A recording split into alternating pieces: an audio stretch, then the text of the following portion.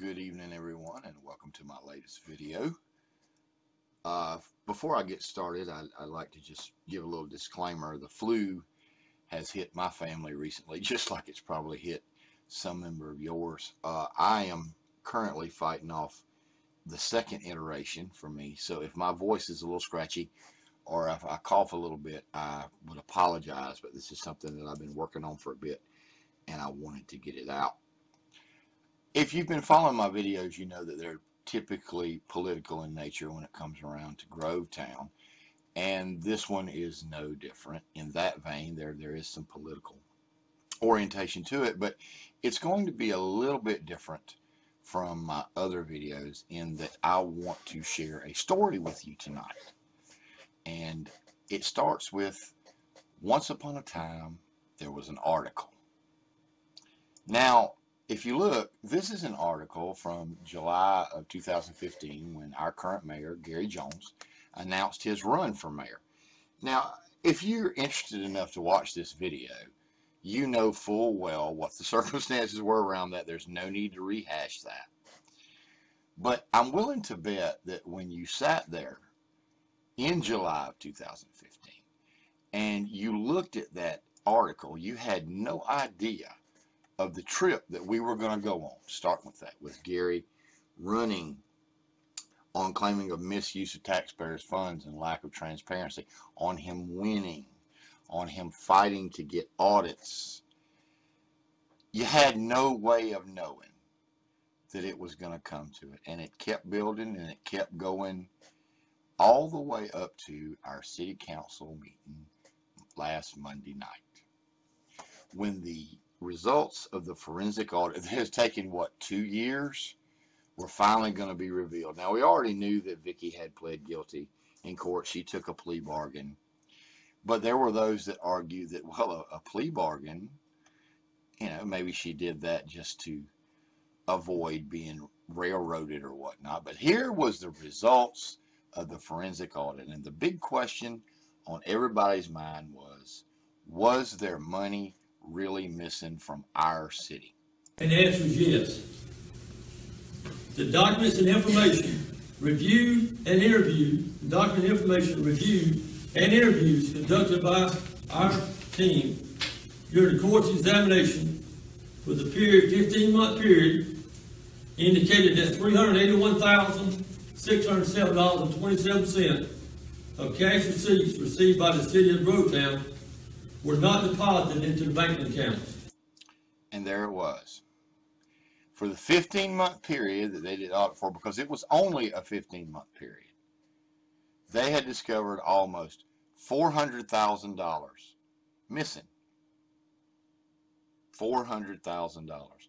Now, I was there and the crowd reaction was mixed. Nobody was really happy. Nobody was really surprised. But that set the tone because there was another issue, and even the local news stations knew what it was. This audit also puts Councilman Dennis Trudeau in the spotlight. He's Vicki Capetillo's stepfather. And if she's guilty, she'll do the time. Amen. And some in the crowd still supporting Trudeau. If it was my daughter, I wouldn't believe that something like this could happen. I would also reject the audit. And there you have Councilwoman Deborah Fisher. As a side note, this was my first time seeing Councilwoman Fisher in action in the city council. There were a couple of times, a few moments that night, that she really came alive, as you see right here with her defending Dennis Trudeau. But even before that, there was an issue on the agenda where they were trying to rezone a parcel of land at the end of Robinson, around Robinson and Gordon Highway, I believe, from R1 to R2. And her argument was that would drop the property values of the people in Summerfield. She made a very good, compelling argument. She was very knowledgeable in what she was doing. And the motion wound up being defeated. And I give her credit for that. Now, the funny thing to me is, except for a few moments when she appeared to be reading from notes or some sort of prepared speech, she was pretty I guess non-existent is the word I'm looking for. Even when Marcia Dale Keating was confirmed on the zoning commission, congratulations, Marcia, by the way, she appeared distracted and wanted to look into her notes. It wasn't until a little bit later that I understood why. Because before we got the audit results, Miss Fisher had something else she wanted to talk about. Motion carried unanimously. I have a point of order. Yes. While we're on the personnel issue. Say it. Over the past 12 months, we've lost 25 employees. Some of them been fired, some of them have left. From what I understand from several employees we met who already left, that they thought it to be a very toxic work environment. Some of them said that they endured threats, constant threats. This creates a significant loss for continuity in the city. It causes a loss of productivity, very significant loss in revenue, training and retraining people and revolving doors. But I want to know, and I think the citizens of Grovetown need to know why we have lost 23% of our workforce within the last 12 months. And this is cost. This is cost to the city. This is cost to everybody in the city. And I think it creates a toxic work environment for our current employees. Somebody asked me the other day, why would somebody leave a job in the city that's making good money for a job that's probably making a lot less? Well, I would say that if I worked under conditions that I thought were toxic, I wouldn't feel that it was a stable environment for me. Now, you notice she kept tossing out that word toxic work environment. She was not very specific, and to give her credit, concerns like that would be genuine. While she was not specific, you would have to be a colossal moron to not know exactly who and what she was talking about, especially considering the complaint that she had filed not too long ago that went nowhere. And it could have dropped at that, but by now, if you've been paying any attention whatsoever, you ought to know our mayor well enough to know that it wasn't going to stop there. Well, I think since you've aired that out, how about stating what those toxic conditions are? I can't say, but I can say that those people have brought up the fact that they felt threatened, they didn't feel job security. Some of them felt like that. Because I talked to 7 people while I was running for office. All the 7 people are gone.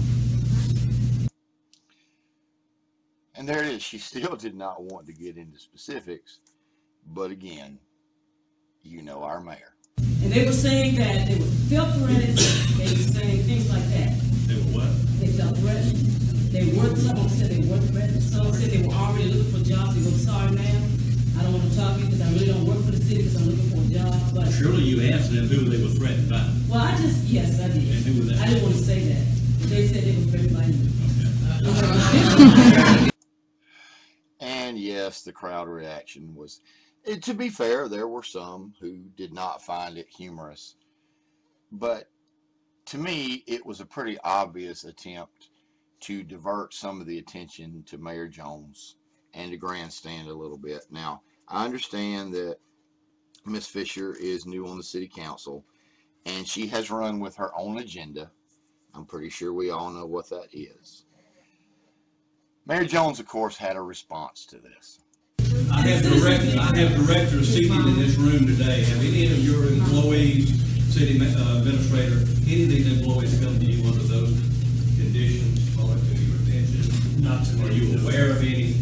Are you aware of any employee that we have terminated and was not given an opportunity in the way of a performance work improvement plan prior to dismissal, which is certainly beyond what most employers do? And that was pretty much the end of that, which, you know.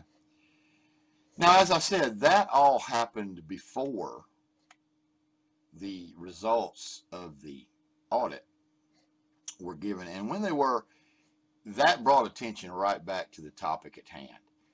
Now, while the results answered the question that was on everybody's mind, it also raised a few questions. And I have to say that I think one of the best questions of the night was asked by Councilman Dennis Trudeau. Sir, I can't hear you. Yeah, we have a yearly audit. Yes, sir. Was there any reason why that wasn't discovered? Well, I don't think, I don't want to make a flat judgment on the prior auditors. I don't know who they are. But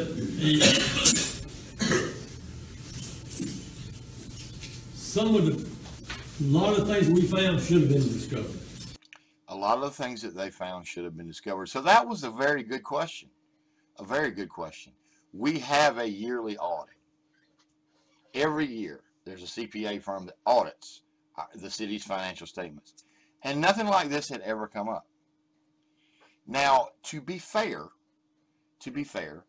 there is a difference between a forensic audit and the yearly audit. And I'm not putting blame on anybody else. It just took, when in a forensic exam of something like, in a forensic exam, you look at every transaction. Okay? You don't say a what if and it's just about this or anything like that. So see, in a forensic audit, they look at everything. As a matter of fact, I believe they stated when they were doing their pre-report that they went over something like 10,000 documents and deposit slips and things like that. Whereas a yearly audit just takes samples. They take what is given to them at face value. Okay? So something would have had to have come up from that. But along with that question, there was another question that was on everybody's mind, at least most people's mind. And Carla Harrison was the one that finally put it to Councilman Trudeau. I'd like to know from Mr. Trudeau, who objected repeatedly for this audit. Yes. Mr. Trudeau, I would like to know what your objections were and why, with this being so evident and as they stated, blatantly clear, and you having access to all of this information, what specifically was your objections to doing this? Why did you fight it so hard?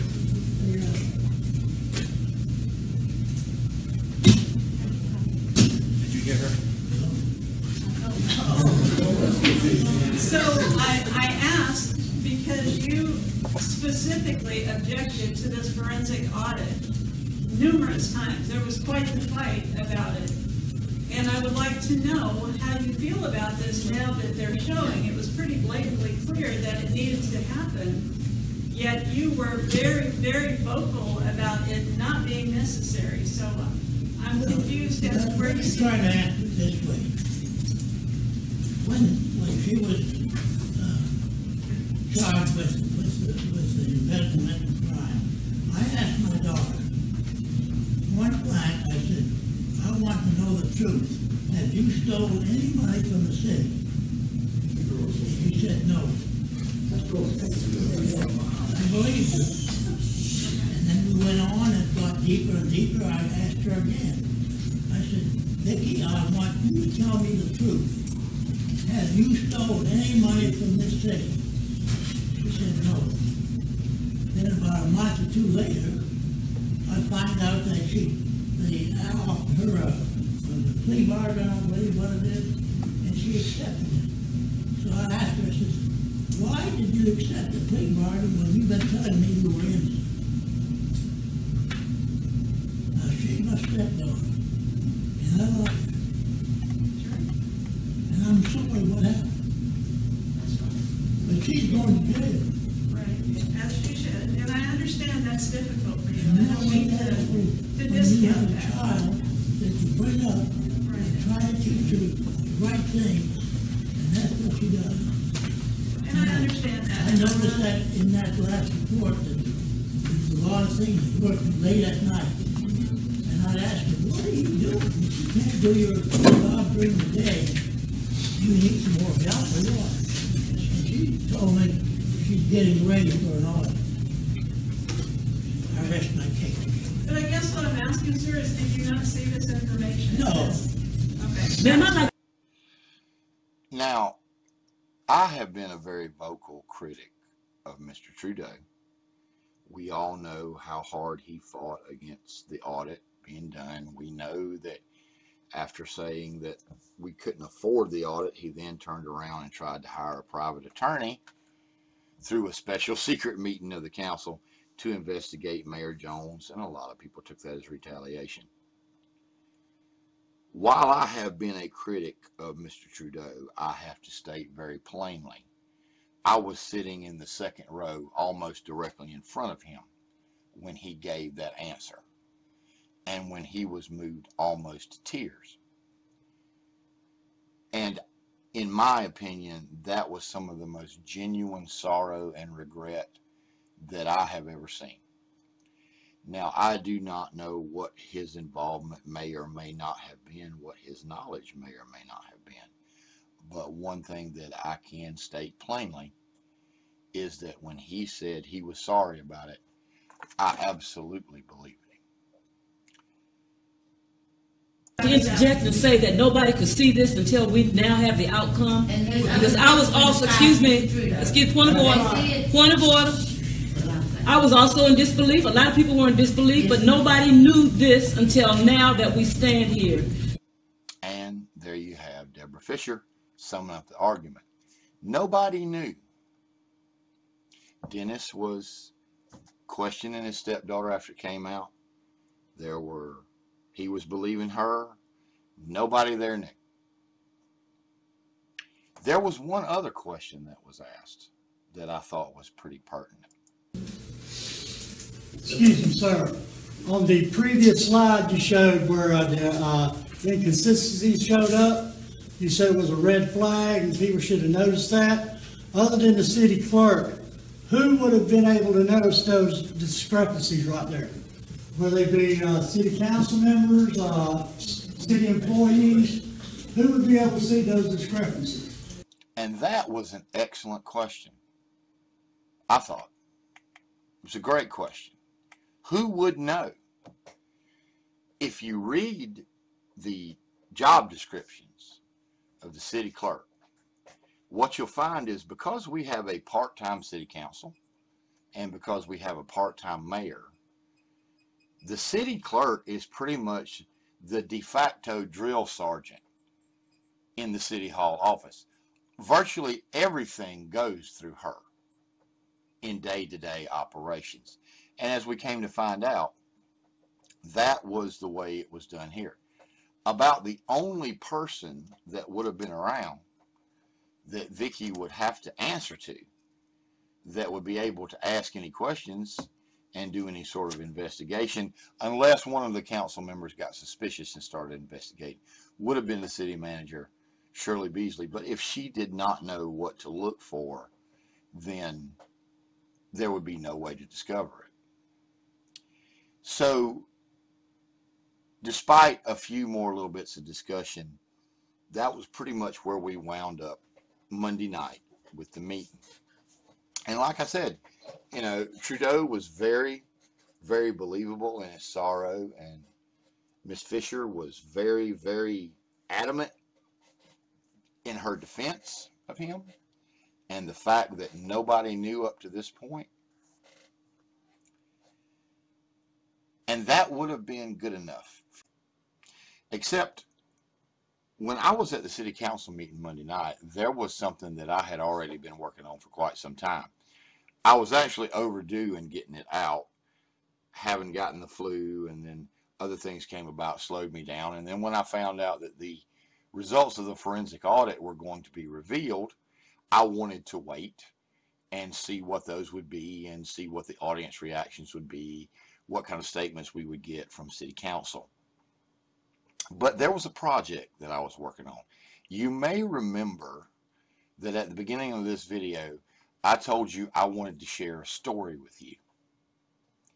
Well, it's not my story, but it does start off just like I said. Once upon a time, there was an article. But the article I'm talking about is this article, dated January 15th, 2013. Now, I need to thank Marsha Dale Keaton, because the first time that I saw this article, she had posted it in the Grovetown Political Forum. We debated a little bit on it, and what it basically says is that in January 2013, there was a city council meeting that went just a little bit awry. In that meeting, they were doing the usual reappointments of the city employees, city administrator, city attorney, and city clerk. Vicky Capitello was up for reappointment at that time. And I should also note that our city government during this meeting consisted of Mayor George James, Councilman Sonny McDowell, Councilman Bruce Stoddard, Councilman Dale Stoddard, and a young lady by the name of Jennifer Jones, who was actually the youngest councilwoman ever appointed, I believe, at that time. Now, the article makes more of the fact that George James was a preacher and got so upset that he cussed than the details. But what basically happened was Sonny McDowell nominated Vicky Capitello for reappointment and could not get a second. That upset Sonny and that upset Mayor James, who wound up storming out of the meeting. He came back after some time and they went to executive session. When they came out of executive session, instead of doing the appointments one by one, they did a blanket appointment and reappointed everyone. And the statement was that they would deal with any questions or issues later. Now, there was that article, followed just a few days later by this article. Jennifer Jones, just a few days after that meeting, resigned her position as councilwoman. It's also worth noting that at the meeting a few days prior, when they did the blanket renomination, Jennifer Jones was the sole dissenting vote. Now, when we were discussing this article in the political forum, Marcia Keaton had stated to me that she had posted this several times before in other forums and had not gotten satisfactory answers. And we somewhat speculated on what possibly could have led to this, what Miss Jones may have seen, what she may have known. Were there some warnings back then, maybe, that she had noticed? It was all speculation, and it got me to thinking that there was really no need to speculate. Jennifer Jones was not hard to find, so I called her. And the story that I want to present to you tonight is her story. But I'm not the one that's going to tell it to you. I'm going to let her do that.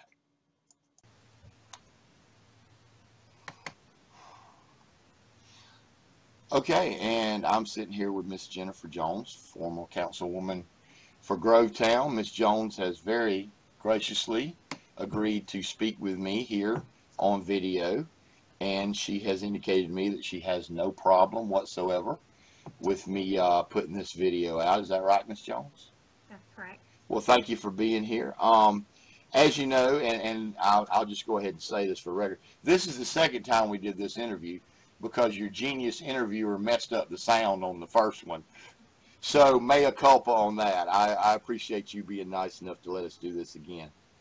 As I told you before, this started for me with a post in the Grovetown political page where Marcia Keating, a lady that I debate with quite a bit, put up an article about a committee meeting. And this was back in 2013. And it was a meeting where there was a little bit of disagreement on reappointing Vicky Capitello as city clerk. We had quite a discussion about it on the forum because, as it turned out, and we'll get to that story later, you were the only dissenting vote. And that's what prompted me to call you, because I thought maybe you could shed a little light on our current situation, maybe something you'd noticed back then. I, of course, had no idea which way this was going to go. But to start with, you were serving out your first elected term as a councilman, right? That's correct. And you were appointed first. Whose position did you fill? It was either Barry Davis or Robert Newman. Gotcha. Both open at the same time. Okay. And at that time, they appointed you because there was less than a year left, so there was no need for a special election. So you were one of some that they interviewed. Is that correct? That's correct. Okay. But now, who did you speak with when they interviewed you? Sonny McDowell. Sonny McDowell was the one that questioned you, which you already knew George James at the time, didn't you? Correct. The mayor. Y'all had a little bit of, I won't say it's a family connection. I'll let you explain it. I think you were related to George by marriage from a previous marriage or something like that. I was married to his nephew, but I had known him growing up anyways. I went to their church a few times when I was in high school and was friends with a lot of his nieces and nephews. Went to high school with them, grew up with them. So, I mean, he basically knew me as one of the neighborhood kids anyway. So. Gotcha. So you were a known. It wasn't really necessary for him to question you because he knew you were qualified. So I guess Sonny was the only one, that really had a few questions when we in. And you got the call, you said, and they appointed you. Correct. Okay. And what did you start off doing? I started off just going to meetings and trying to get my feet wet and learn all of the processes. And I asked George a lot of questions and Sonny a lot of questions and Miss Stoddard a lot of questions. The first year was just, I was a newbie, so I was just And that was what, Bruce and Dale Stoddard? So it was you, Bruce and Dale Stoddard, and Sonny McDowell were the 4 council members. In my first elected term, but the first year when I was just appointed, it was Trudeau, me, George, and Bruce Stoddard. Gotcha. And Sonny McDowell. Yeah, I believe, what was it? Dennis had said that he didn't want to do it anymore when the next election came up. He just, Right. Okay. So that's how you started off. So Dennis was part of the council when you were appointed, and I guess he didn't feel the need to ask any questions. My guess is, he knew George knew you, so he figured you were fine. And you started trying to learn what you could. It was quite a lot to learn, wasn't it? It's pretty complicated. It was very overwhelming, yeah. Okay. Well, so after that appointed time came up, you ran. Dennis stepped down, so then it was you, Bruce, Dale, and Sonny McDowell with George James as the mayor. Right. Now, did you like being a council person? I did like it. I really wanted to help the community. I mean, I did it for that purpose. Being a council person is like being a mayor. It's not a full-time job. You did have a profession, right? What was it that you did? I was an accountant at Easy Go. Okay, all right. So you were an accountant. As a matter of fact, you're an accountant now, aren't you? Yes. Okay, all right. Well, so things went pretty well, but there were a few bumps along the way, I believe you told me. Yes. Okay. I started noticing that Vicki made a lot of errors in the agenda and the notes to the meetings. She just had a lot of unethical behavior. She told judges about things that she shouldn't be talking to judges about. She had a lot of money laying on her desk. There was no segregation of duties. She hired 2 girls to work there, to work for her, but they weren't on the payroll. She paid them out of her pocket. Just a lot of strange things that were going on, during that time. And so I started asking questions and doing some research, and I got a lot of pushback from that. Okay. Now, when you were talking about the 2 girls that she hired, she was paying them out of her pocket, I guess is what you're saying. Yeah. And they did not go through any of the checks that you're supposed to go through to be a city employee. Because technically they weren't city employees. They just had the same access that any city employee would have, pretty much. Right. And with the money sitting on Vicky's desk, was it checks? It was checks. It was cash. Cash as well, huh? Okay. All right. Well, that led you to a little bit more investigating, didn't it? It did. I asked for access to the accounting software so that I could look and see and make sure things were being appropriately accounted for. I noticed that a lot of people were in positions that were not qualified for those positions. And I was confused by the fact that they had jobs in those positions. Okay, I understand.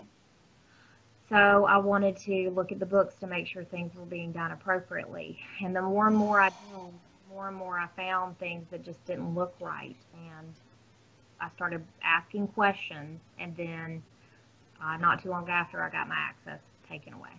Okay, so you were asking questions about this, and the next thing you know, your access to the software was taken away. No explanation, no warning. Suddenly, you just couldn't get in there. Yes. Okay. Give me a couple of examples of some of the things that were found. Just coding to the wrong place, just inconsistency of coding. So, for example, let's say you got a light bill, you would always code that to electricity. Yes, But ma'am. that might not always be coded to electricity. That could be coded to office supplies. Then there were checks written to people that were so when somebody was supposed to go out of town, a check would be written for per diem in advance. Well, there were checks being written to people who weren't going out of town. Really? A lot of things weren't filed properly in the right places in the accounts payable filing. There were just various things. There were really no segregation of duties, no checks and balances. It was just very, very messy, and that frightened me because when you have something like that, it's easy to hide fraud. It's easy to hide things. I've seen it before in my profession. It's just not a good sign. Yeah, I guess we should specify here that as a trained accountant, you are taught that there are certain red flags. One of those being irregular deposits, and as you well know, one of the complaints that was going on forever at Grovetown was people were writing checks for their water bill that weren't being cashed for months. But another red flag is miscoding, because that's usually a signal of juggling funds back and forth. Is that correct? That's correct. And that's what you found. There was also some problem with the payroll, wasn't there? There was later, shortly before I left in 2013, I prompted the need for an internal audit from Serrata Maddox Evans. Well, actually, we did a bid out to several different CPA firms, but I felt like there was a need for an audit. Okay. It also concerned me that the auditors that we'd had the same auditors for many, many, many years, more than 5 years, and you're not supposed to have the same firm come and do your audit, your annual audit, for more than 5 years. That's Really? the standard rule. You're supposed to switch firms every 3 to 5 years. And we had the same firm for, I don't know, 15 or 20 years. Really? I was told that it was someone's family member, but I don't know. I never verified that, but I was told that it I was got somebody. you. So, Well, question for you. all that Did sticks with me. those audits ever turn up any inconsistencies? No. Those Really? audits never really turned up anything. If they did, it must have been when I left. There could have been something the last year that I was there, but I honestly can't remember. Okay. Can't remember much. I mean, they basically trusted whatever they requested of the staff to give them, and that was it. They didn't do much. I mean, they really didn't. But the Yeah. audit that you're speaking of, that you called for, that was bidded out, that didn't turn out quite the same, did it?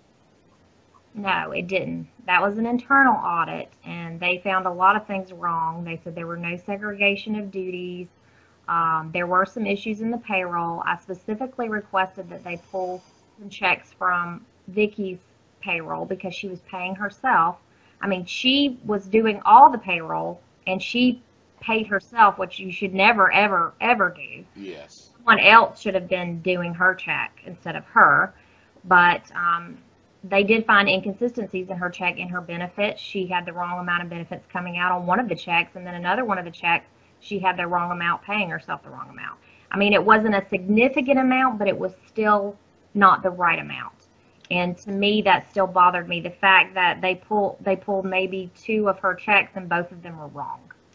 Gotcha. And that's just from the sample that they pulled, correct? That's just from that sample. Right. So when they do an internal audit like that, it's just a sample. Okay. And it's a random sample. They pulled several people's paychecks, not just hers, but there were many inconsistencies with the amounts coming out, the benefits amounts, and things like that. Oh, and there was another thing I forgot to tell you. So some of the things that we found out was that certain people had benefits, like they were under the benefit plan, but it wasn't coming out of their check. Really? And it's coming out of their check. Like they had family coverage, and it was not coming out of their check. Really? And just to be clear here, the problem on the sample that you found was not that she paid herself too little, I'm assuming. It was No. okay. All right. So that's pretty interesting that you have the same auditor for all that time that never came up with anything, and then an outside firm comes in. That's really interesting. So I guess going into the meeting that we're talking about, uh, I can understand why that you might want to hesitate to confirm I her. did. I did hesitate to confirm her, and I had on many occasions talked to all the council members about multiple issues that we had with her. And she had some of her duties already taken away from the court for just unethical behavior, which she should have been terminated for, but they allowed her to stay. And then this issue with the payroll. There were many, many, many other issues. I felt like she wasn't even qualified for the position that she was in. I Okay. brought them up as well. And so the Stoddards and I all agreed that she didn't need to be there. And when it came time for the vote that January, we voted against her. And Sonny got upset and George got upset. And George stormed out of the room. And then he came back, and then we went to executive session. And in executive session, he calmed down and he basically said, let's just vote her in. If we've got issues with her, we can resolve those after. This is not the time or the place. And I said, yes, it is the time or the place. They're consistent issues over and over. These are issues that have gone on for many, many years, and you're never going to do anything about it if you don't do something about it now. But he was able to convince everyone to vote for her, to just let her vote in. And so when time came for the vote, I just could not do it. I could not vote for someone who was unethical, not qualified for that position, and who did sketchy things. I mean, I knew she was doing something. I could not prove it. I did not, I didn't have enough time to get in there and really dig, but I know I would have found something if I would have been given the opportunity. Well, in retrospect, it's kind of obvious you were right that if you had gone in there and dug. The investigation, what she just pled guilty to, was only back to 2015, but it's pretty common knowledge that it would have went farther than that. Definitely. She's been doing it for years. Definitely been doing it for years. And I find that a very interesting, this is just a side note from me, but I find that very interesting. I can't think of another situation where you would come in with documented problems like that, and the response is, well, just put her in the position, we'll deal with it later. I would think in most cases that would be in a regular payroll job, that would be an automatic termination. In your field of accounting, I'm pretty sure that would be an automatic termination. It would. With probably more beyond that. So they took the vote, and I get the Stoddards and Sonny voted, but we'll get back to that in a minute. But then, and this was the part that really got us, you resigned just a few days later. Yes, I did. You Unwillingly, but I did. Unwillingly. Well, you want to tell me how that came about? Yes, a few days after this occurred, the mayor approached my husband, who was a city employee at the time, and said that the Trudeaus were coming after him and his job if I did not resign. So, because of the things you had said about Vicky, that is when this came out. That is correct. And I guess you said at that time, y'all were trying to buy a house. We were trying to buy a house. This job paid $250 a month. It also gave me a lot of heartburn just because of the issues with this woman. Consistent issues, knowing she was doing wrong, and people just turning a blind eye to it. It was such a fight. It just wasn't worth him losing his job and us not being able to buy our house over this. I just couldn't do it. I knew the truth would come out one day. I knew she'd be caught one day. I really wanted to be able to help that, but I couldn't. Well, I can't fault you for that, Mrs. Jones. I mean, that's pretty much, you were in a box. And I think that they kind of knew you were in a box. That's why they hit you with that pressure. And as it turns out, I don't think you're the first one that's happened to, but we'll get into that just a little bit later. So you did resign, And after you resigned, they held an election. First, was someone appointed to take your place? I believe Trudeau was. Trudeau. So Trudeau does not run for re-election because he said he's tired of dealing with it. You bring to the forefront the issues with Vicky, including the audit that you ordered. George James manages to get a vote where they did a blanket confirmation, because that's what happened, right? They didn't confirm them singly. They just did a resolution to confirm everybody, and he said they deal with it later.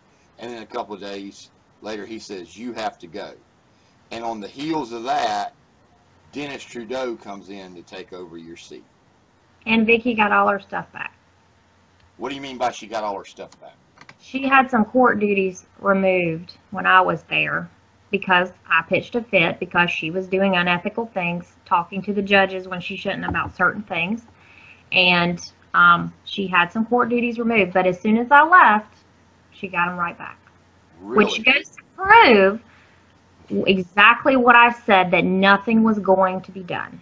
If anything, everything I had done was basically undone, other than some of the payroll things were fixed, thankfully, because, you know, we had a new HR person and she tried to get some things going and fixed for us.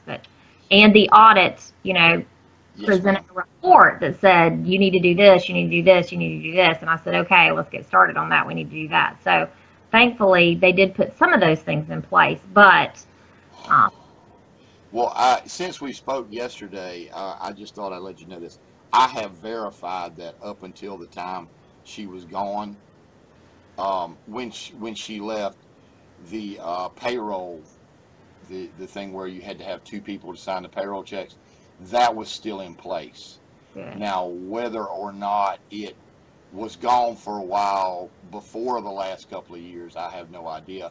But my assumption is it stayed in place, probably because it was that was too well documented. That wasn't something that could just be pushed under the rug. But I find that really interesting. I do. That everything else, just all the penalties just went away. How did that make you feel? Not good. Not good.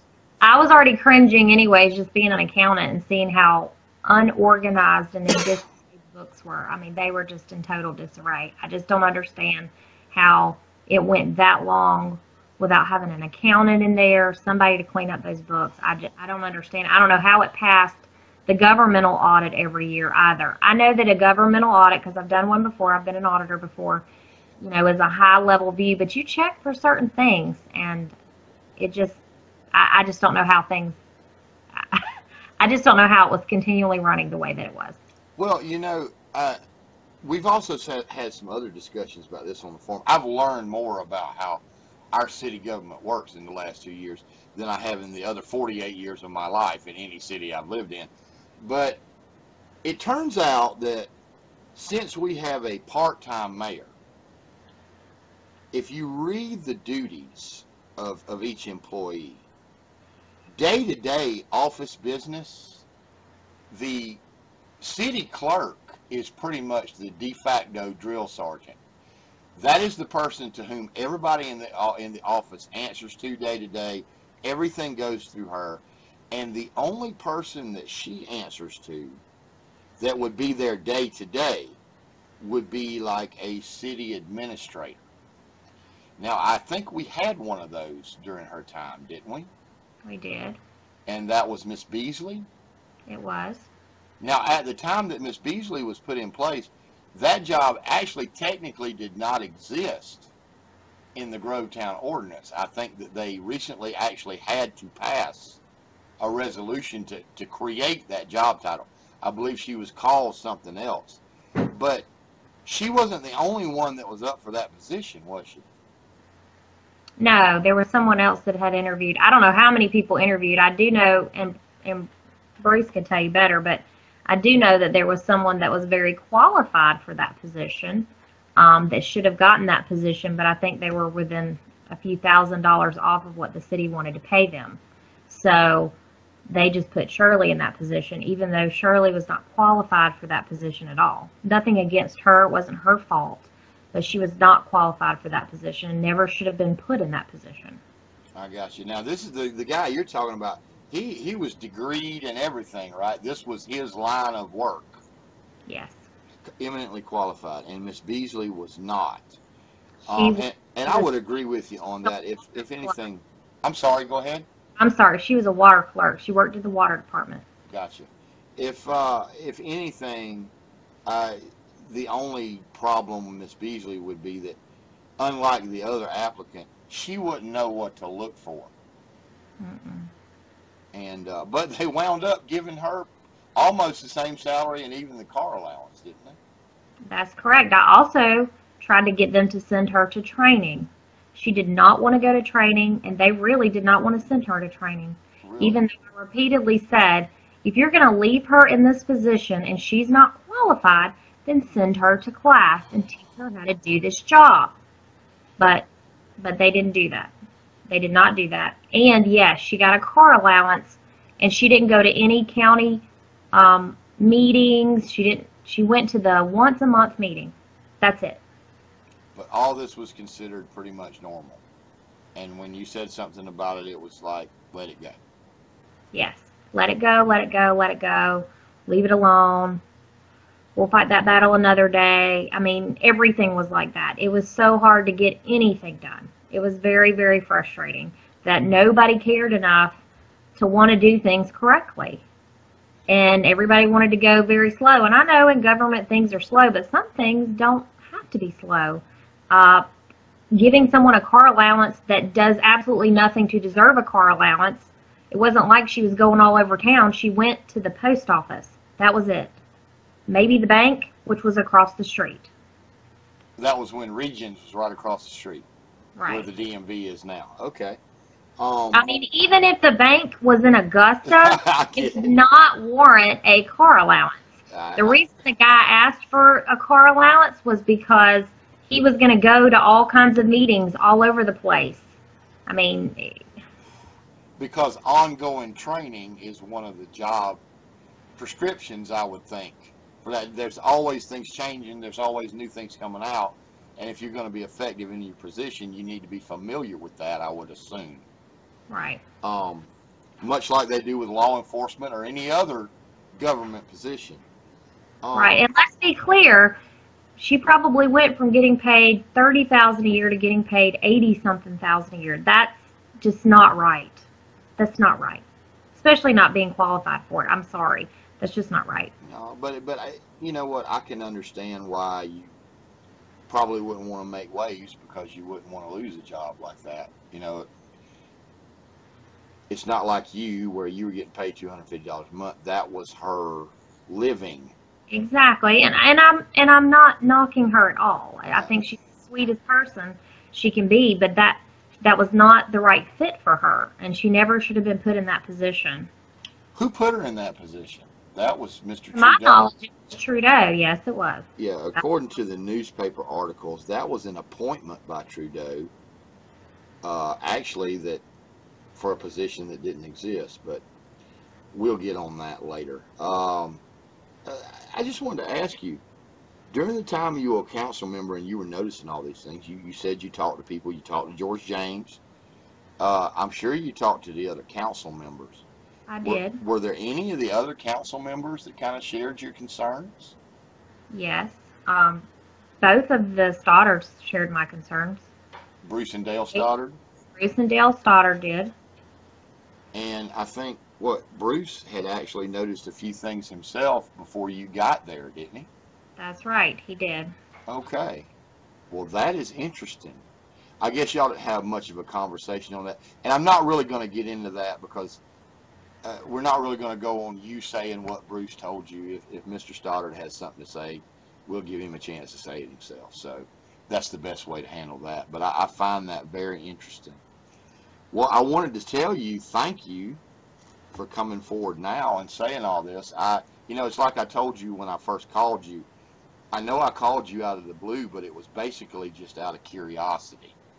I had seen the article, and I was like, well, maybe this lady can tell us a little something. I didn't even know if you talked to me or not. Grovetown is pretty much separated along some political lines right now, but it's not really Republican and Democrat the way it is in the rest of the country. Now there's one group that's seen as pro-old guard, and then there's one group that's seen as pro-Gary Jones, because Mayor Jones has, of course, one of the things he ran on was this issue that we have right now, and he has been fighting to try to deal with it. And it seems that anybody that comes across with this point of view that we're sharing right now is automatically pigeonholed by the other side as a Gary Jones acolyte. And I hesitate to bring this up, but I find it kind of funny that you were the one person in the world that nobody could say that about. And I'm not going to elaborate on that, but everybody knows who your husband is. And if they read the papers or they remember Gary being there before as police chief, they know that when Gary Jones was elected, he was not your favorite person.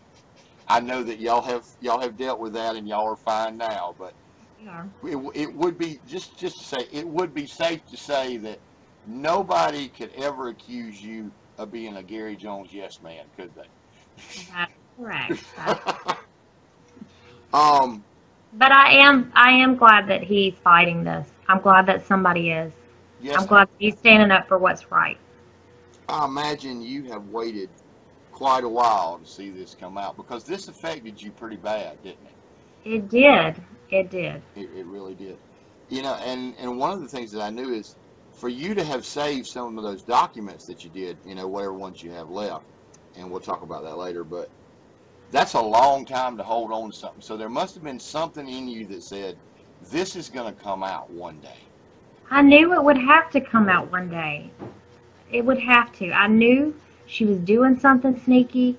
Just too many people. She paid for too many trips for people, bought too many gifts for people. Just too much money going in and out of her hands for her to make what she made.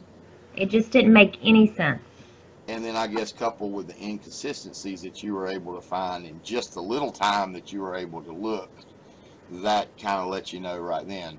Because let's be straight here. What you found right then was grounds for termination. Period. Is that correct? Yes. More than enough grounds. Okay.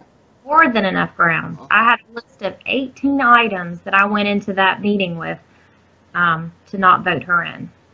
Okay. I was not heard. I was not heard or allowed to share all of those. 18, not 8. 18. 18. And I probably could add more to that list. That was just what I came up with real quick and scribbled on some paper. Just right off the top of your head, you could name 18. Wow. Okay. Well, I want to thank you again for sharing this. As you know, there's going to be people that are going to be like me, kind of amazed. There's going to be people that are going to say it's all not true. I know you don't care about that because you're one of the most credible people I've ever talked to. And I hope that as this goes along, you get some sort of resolution that at least makes it a little better. I think you're owed an apology for what you went through, because you were put in a very difficult position there. You really were, and I don't think you deserved it. You tried to do the right thing, and you got silenced. And it's when people stop trying to do the right thing that things like this happen. That's why we can't let people like you get silenced. So I want to thank you for speaking with me, and thank you for your help with this, and thank you with your help on the recall. And I'm just going to say, so that we have it out on public record right now, that you said you saved some documents. We're not going to get into what they are right now, but you and I both know that they will not be released publicly as yet, because just in case they're necessary for a state investigation, we don't want to release anything that could possibly be evidence that compromises anything. But there are some documents there that's going to go. I want to thank you for holding on to those. I'm sure there's more records somewhere if they start to dig. I've learned that one of her practices was to wipe and defragment the computers a lot. So I imagine there's only so much that they could actually pull up. I don't know how much hard copy evidence would be left, probably why they only went back to 2015. But it's pretty painfully obvious that in 2013 you saw this, and yet we went all the way as far as we did before something was done. So I apologize to you, ma'am. I'm Oh, thank sorry. you. Not your fault. But I really want to thank you for being brave enough to do this, and I wish you all the luck. If there's anything that I could do for you, you let me know. Thank you so much for this interview. Is there anything that you just want to say or you'd like to add? Um, I no. Okay. Now, I will say that after I ended the interview, I asked Miss Jones what it was that she started to say, and she told me, but she did not want it put on camera. Let me just say that the time that she spent there at the council and the fallout around that meeting and her resignation, she and her family have paid a price for it. And regardless of what your opinion may be, they are owed an apology.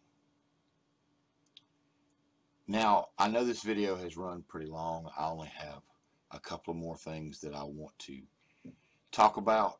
The first one being this. If it was my daughter, I wouldn't believe that something like this could happen. I would also reject the audit. Okay, that again was Deborah Fisher explaining how she as well would have rejected the audit because she would have stuck up for her daughter. Now, I'm going to say as a parent that any parent is going to feel this way. I'm also going to say that when she said that at the City Hall meeting, I started to get up and see if I could ask a question. But it had already gotten a little bit out of hand. They were trying to wrap it up. But what I would have done was I would have stood up and I would have directed my question to the city attorney. And I would have asked, what exactly is the definition of the word recusal?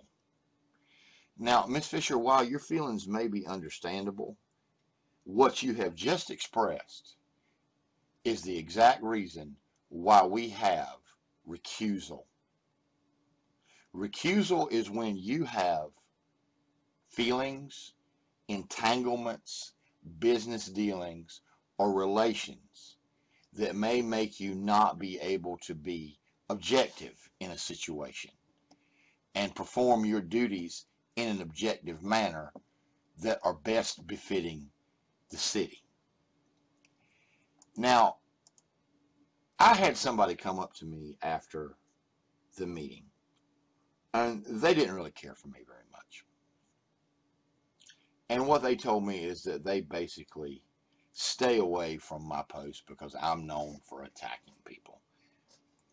I was kind of taken aback. I didn't feel like I really did, but they were very adamant, and I said, well, I would try to tone it down. And after I left that night, I actually went back and looked through a lot of the posts. I mean, I went back a couple of years. And I had to admit that they had a point. I got a little bit carried away sometimes. In my defense, I'd like to say that generally I do that when I feel like I am being attacked. Now, again, I have been a very, very vocal critic of Mr. Trudeau. That is no secret to anybody. But what I would like to state at this point is that, number one, it's not personal. I don't know that man. That night in the city council meeting is the first time I've ever been in the same room with him that I know of. I know that by reputation, he has quite a career. And I do not mean to take anything away from him on that. I don't know what his involvement was. I don't know what his involvement wasn't. When I stated that I felt that his sorrow and his regret was genuine, I meant that. And I still mean that. I have always gone on the working theory that this man, for all that he has done for the city, never really had any criminal intent. And I still believe that. That is not my issue. That is not why I'm doing this. My main issue is I feel at this point that he cannot credibly say that he was not warned long before this came up. He cannot say that there was not things that happened before the request for the forensic audit came up that he didn't know about. And he cannot say that his efforts to stop it can be viewed as anything but obstruction, regardless of his intentions. Regardless of his intentions. He may have had the best intentions, but look at what we wound up with. Now, I understand that there's a group of you that support him, and I get that, and you don't like me, and you don't like the videos that I come out with, and you're going to say that Jennifer Jones is just another disgruntled employee. It should be taken with a grain of salt. I have anticipated that. So let me go ahead and give you a little preview now and let you know that Jennifer Jones is not the only former council person that I have talked to. And Jennifer Jones is not the only former council person that you're going to hear a statement from. And while Jennifer Jones's term began in 2011 and ended in 2013, if necessary, we're going to go back way further than that. So thank you for watching, and stay tuned because there's more to come.